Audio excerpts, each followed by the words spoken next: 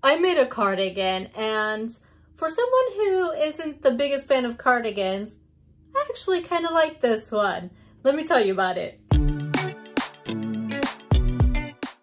I'm Madi with Madi Sews, and thanks for hanging with me, you all. So, I tend not to consider myself a big cardigan person, but I do like a nice sweater to throw on when I'm in air-conditioned spaces.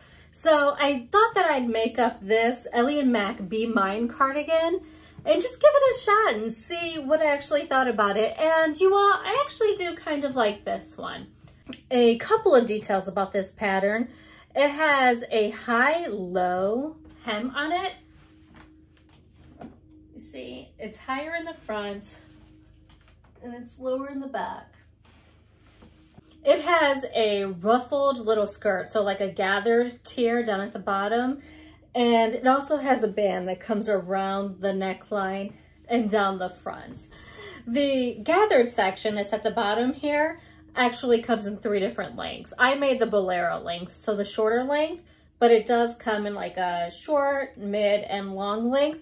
And then there are a bunch of different sleeve options. A short sleeve, a tank style one, long sleeves, ruffle sleeves, lots of sleeve options, which is always really nice.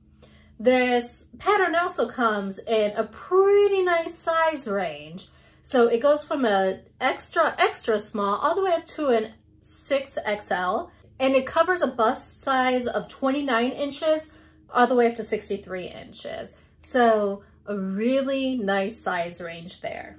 Now, this is a PDF pattern, and you all know how I feel about PDF patterns, but let me tell you, this one might actually be the one that changes my mind. It was such a dream to tape up together. I mean, I know a lot of different pattern companies claim that they have trimless PDFs, but when you put them together, it's like, well, this doesn't quite line up. This PDF pattern I had absolutely 0 issues with. It lined up nicely the first time around. It was real easy to tape together. It was as good as it gets, in my opinion. And then, of course, it's also really nice when patterns come with the different layers. You know, the PDF files have those size layers. So you can just click on the one size that you want to print. If you want to blend sizes, you click all of those sizes and just print them all. It was actually a pretty good experience. So I made the majority of this thing on my serger, and I even gathered this little tier on my serger. I actually used a tutorial by Delilah, and I'll put it up here to get all of my settings right.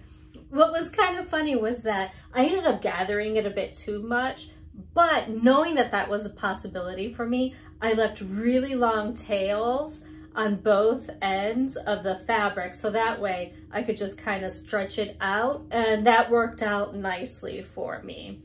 I did pick up this fabric from Fabric Mart, and you can see it's actually white on one side and patterned on the other, but you can't really tell, like the high-low hem, you can't really see on the other side. So I'm happy with the fabric choice that I made on this one. Sorry you all, it's no longer available at Fabric Mart. I think the one part that I probably spent the most amount of time on was this band. It's actually 3 pieces. It's the back neck piece, and then it connects into the 2 side pieces that go all the way down to the edges here. I serged those on, and then I top stitched it with a zigzag stitch down the side, so that way it would keep the seams nice and flat. And then to finish the hems, I just seriously folded them over, zigzag stitched them, and it was fine. I didn't bother finishing the edges on this hem because it doesn't unravel. This thing has gone through the wash a couple of times, and it's fine. I will say that if I were to make this again, I would actually lengthen this top part. Where this seam falls is actually right on my bust here at the front. And I would prefer for it to actually fall just underneath here. And because of that, I would lengthen the top front and actually back pieces, but probably an inch, inch and a half, so that way it can continue to have that high-low hem. But I would remove that width from the ruffle and make it a bit of a shorter ruffle, so that way I get the proportions that I actually really like. I don't think that that seam right there is that noticeable on this one. Had there been more gathers in this cardigan, I think it could have been a problem for me. But for what this is, I'm perfectly fine wearing it the way it is. You all, really, there's not much more to say about this cardigan. It was simple and it came together pretty quickly. So, I mean, overall, I think it's a winner. Definitely a winner in my book. I guess here's a question for you all.